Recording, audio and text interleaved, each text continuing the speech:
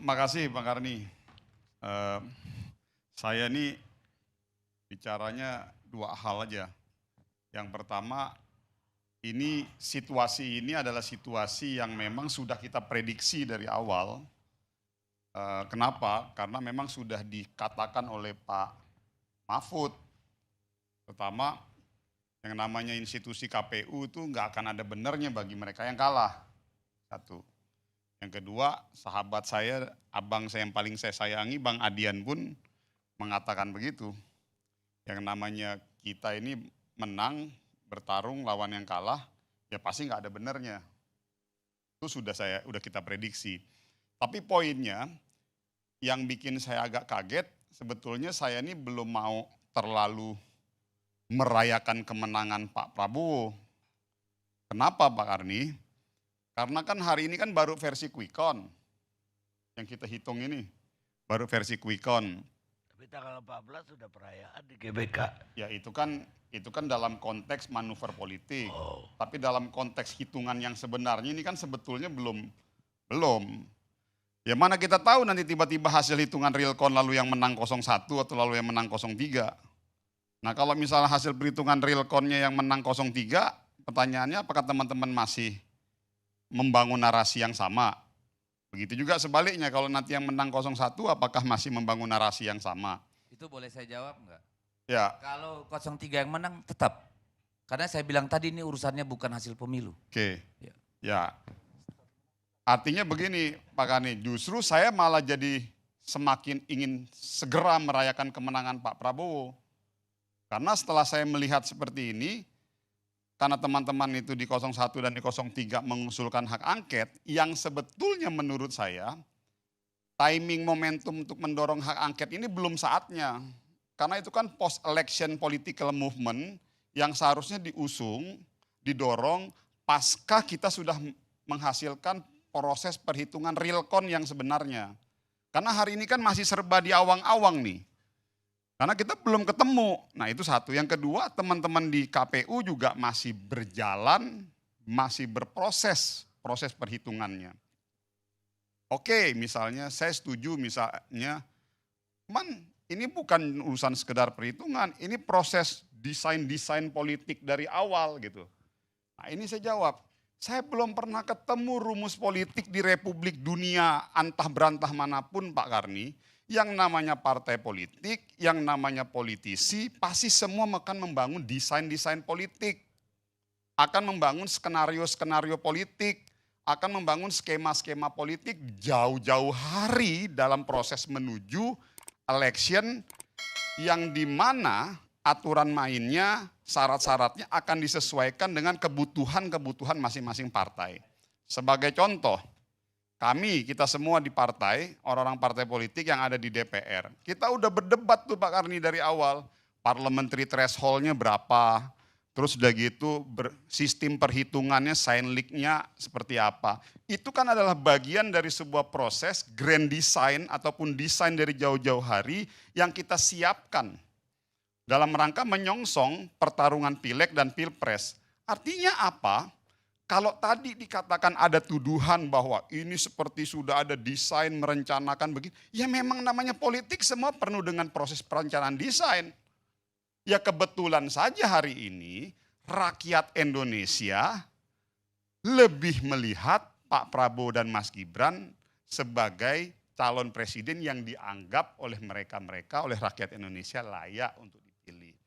Jadi saya sekaligus juga mau mengatakan, kalau dasar argumentasi mendorong hak angket itu karena dilihat ada proses-proses perencanaan, keterlibatan kekuasaan aparatur negara dan lain sebagainya. Contoh, masalah isu bansos.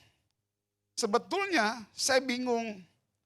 Lah, secara tidak langsung dari awal tuh saya udah sempat ngomong Pak Karni sama teman-teman di 01 sama 03, lo pada ngapain sih ngangkat-ngangkat isu bansos seakan-akan bahwa kita nih yang di 02 menggunakan bansos untuk alat politik supaya mendukung Pak Prabowo. Kita nih sampai sekarang nggak ada loh statement dari awal ya.